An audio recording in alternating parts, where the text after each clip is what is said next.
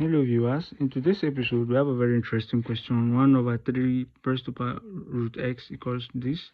So we are told to find x. Now to find x is a very simple concept, but you need to be careful. So this is 1 over 3 raised to power square root of x equals, for this I want to write it, let's say 1 over 9 still raised to power. If you take the square root of 1 over 4, it will be 1 over 2. Now this part I can write it to be 1 over 3 root x is equals to, now any number raised to power 1 over 2 is something as taking this root of that number, right? So square root of 1 is still 1 over square root of 9 is 3. All of this I can leave it to be raised to power 1, right?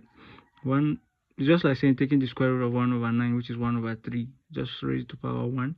So I'll have same basis here, then I'll equate the powers, right? So equating the powers, we're having square root of x is equals 1. If I square both sides, that's square root of x all squared equals to 1 all squared. I will have this to cancel out, and I will have x is equals to 1 to be the solution. Thanks for watching, and see you in the next episode.